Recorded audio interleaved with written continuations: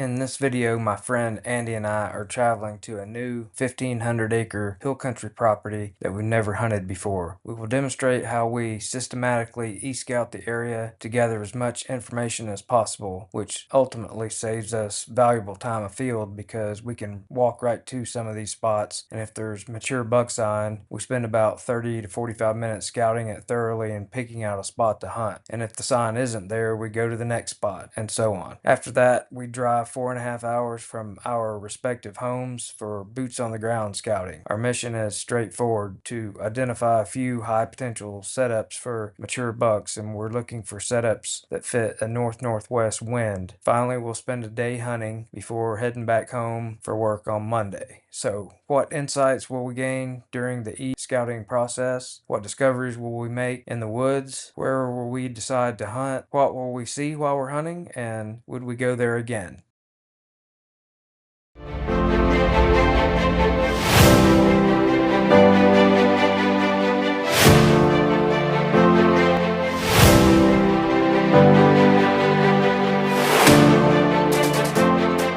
The number one mission during e-scouting is to set up the map with boundaries to learn information about timber cuts and where they're situated on the property. We want to know where the access roads and parking lots are, whether there are fields or nearby ag, and what is planted there. Are there any clear cuts, drainages, creeks, rivers, and hiking trail systems? To learn a property's borders, I start with the state-specific ArcGIS maps, which you find on most states' game and fish or DNR websites. Here you can see a legend of what you can do legally on the property, such as hunting. I not only want to know the seasons and dates, but property borders, kiosks for sign-in, drivable roads, property boundaries, camping areas, and etc. This is not the area we are looking at, but I wanted to show these maps and what they look like because in several of the base maps on ArcGIS, you can manually draw a polygon on CalTopo, doing a split screen with surprising accuracy so we don't wander onto private property. You can also use land ownership layers and Onyx, but I want to know where the property borders are in CalTopo so I can effectively e-scout it. Next, I switch CalTopo over to Global Imagery base layer and draw polygons around nearby ag fields, timber cuts,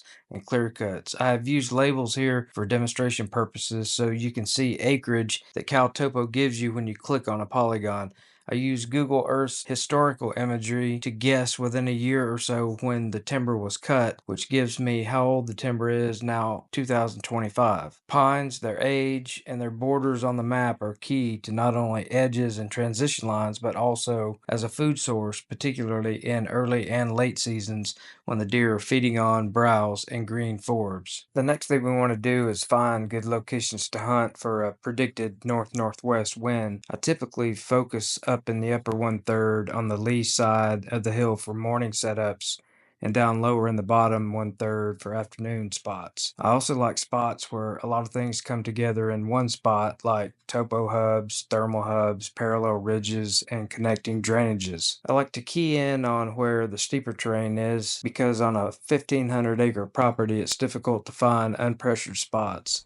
Resident bucks on public ground will typically be found in the nastiest places. And based on what the map tells us, we can walk into some of these spots and do a quick look around. And the sign should be in there if the property holds a decent concentration of deer. You have to be meticulous while you're there or you'll miss some stuff, but most of the time you can give it a thumbs up or a thumbs down in about 30 minutes of looking at places mature bucks like to frequent and having a basic understanding of how they use terrain and edges in hill country. In this spot we have a major river to the west which has carved a steep hillside on its eastern side. Let's turn on 10-foot contour lines and measure the distance of this ridge along the river and to the north. It's 1.01 miles. Here, where the ridge ends, there is a deep drainage with a flowing creek running east-northeast to west-southwest. It has some really steep washes that create a nice funnel. The funnel may not be apparent at first to a new hill country hunter, but one technique you can apply with CalTopo, Spartan Forge, or Onyx is if we draw polygons to eliminate these steep areas, the funnel will be much easier to spot on the map. This allows us to to walk right to the upper edges of the steep terrain to find trails and hopefully some nice rubs. I would expect to find a good trail running along the top edges of this steeper stuff, especially since this north-south running ridge is nearly cliffed out along the river and runs over a mile to the north. Combine that with these two steep washes, and this spot sets up well for the predicted north-northwest wind. We really only lose these two trails that a buck could walk down, but given that we have 7 possible trails above us, I'll take those odds all day long, especially in a new property we haven't seen before. In these 2 to 3 day weekend trips, we want to maximize our odds by picking good spots for the wind and thermals in places where the sign should be found. This trail just below the stand is a concern if we let a buck walk below us, but most of the time, if I find a trail or rubs below the prospective stand site, I will either adjust the setup and move down the hill just a little, or I'll concentrate a lot of my focus to these areas so that I can spot and arrow him before he gets my wind or thermals below me. These washes suck thermals quite well, and we may already be just high enough that the wind will blow over the buck's head and out into no man's land. But the only real way to know the effects of the wind are to test them when we are hunting, and then retaining that information for some slight adjustments in future hunts. Places like this one can funnel a lot of deer, and maybe all of these map reading assumptions are true when we verify them during boots on the ground. The last thing I'd like to point out here is that we are in steeper terrain. The elevation from the top of the ridge to the river is about 600 feet, and we're planning to hunt somewhere in that mid-elevation region on the spine of a secondary ridge. But with a north-northwest wind blowing along the western edge of this 1 mile long north-south main ridge, our wind will blow out here into no man's land, and nearly every way a buck can walk by us, he won't get our wind until it's too late.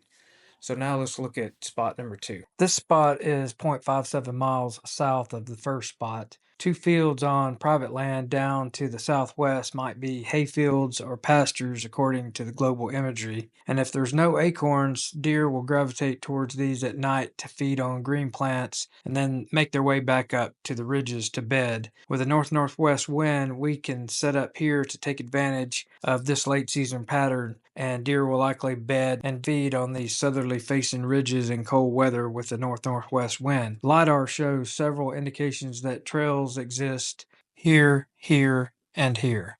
And this LiDAR here is a hiking trail maintained by the state, so I did not label it as a deer trail. But I might do that once we get there, and if we verify that there is rubs and other deer sign along this man-made trail.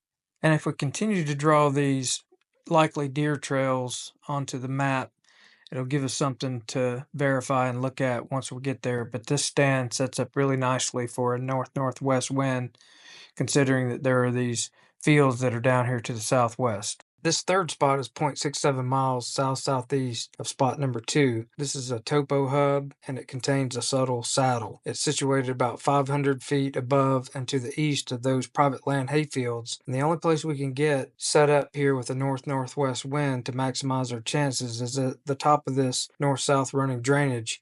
But a lot of topography actually comes together in this spot, making it a really nice spot to hunt. 7 possible directions exist where a buck could come from to one spot where we want to be sitting. Next, we will verify whether there are a lot of deer in this area and whether any mature buck sign exists by putting boots on the ground and looking it over the afternoon before we hunt. Before randomly picking a new public hunting opportunity, click on the ArcGIS icon for the area you're considering hunting, and a small pop-up window will appear, and sometimes it'll give you the likelihood of occurrence for the species you're hunting to ensure we are picking properties that have a high population of deer. When we arrived at the property, we dropped down into this main drainage and went west to go find the tops of those 2 washes to see what we would find there. There's a really steep drainage that ends right here, and right on top of it is a faint little deer trail that we're going to follow. We found that trail along the top of this wash, and we found these 4 rubs. We didn't spend a lot of time in this spot because we were seeing what we needed to see, and we had to cover a lot of ground, so we went to spot number 2. We're finding some sign here of some late acorns. It's pretty fresh. Oh yeah. Got some droppings. We're just gonna go right over here and check this blowdown and see if we can't find any beds. And then we're gonna walk down here is the top of a drainage, and over here is the top of a drainage. We're gonna go check these two out for big rubs or some sign. So there's a little faint trail that runs right down through here, and I'll show you on the topo map what I'm talking about. But here's at least a part-time bed. Here's a fresh rub from this year, a rub from a few years back. There's another rub right down the hill over here. So you can see that the top of the hill is at least 50 to 75 yards up there, and he's just side hilling here when he's got a northwest wind blowing down this way. We found some acorns under this big oak tree that they're actually still feeding on.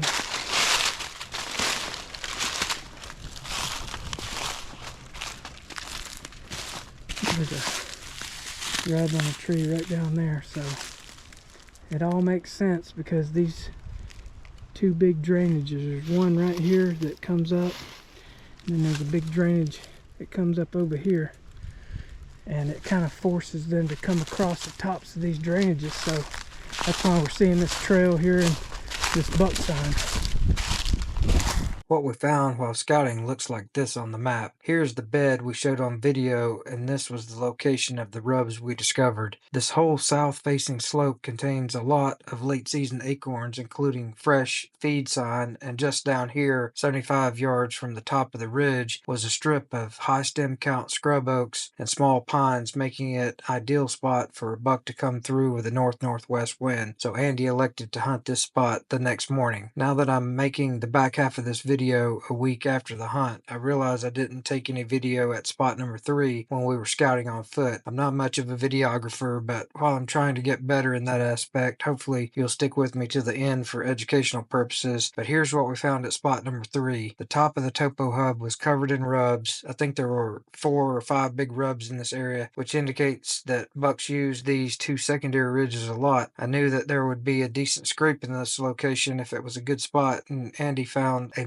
multi-generational licking branch right here where we thought it should be in this subtle saddle. We also found a trail camera here pointed at an open area, but not at the scrape, which is where it needed to be to take good inventory of every deer that visits the scrape, especially since the licking branches had been there for multiple years. This subtle saddle connects well to the north-south running ridge that I decided to hunt. I also found 2 scrapes where this drainage shoots off to the east. Andy hunted spot 2 while I hunted spot 3. Both locations had good buck sign, and we believed our setups would give us an advantage due to both the north-northwest wind and the steep drainages below us where deer typically avoid or go around. Andy's spot still had a good crop of red oak acorns, and the deer had been feeding on them. He sat just on the lower side of a 30-yard wide thicket as indicated by the yellow polygon on the map, and it didn't take long for the does to come up from the hayfields below to feed on a few acorns before bedding for most of the day. Here are a few clips beginning at 8:30 and until around 9:15. Andy saw a total of 9 does during that span.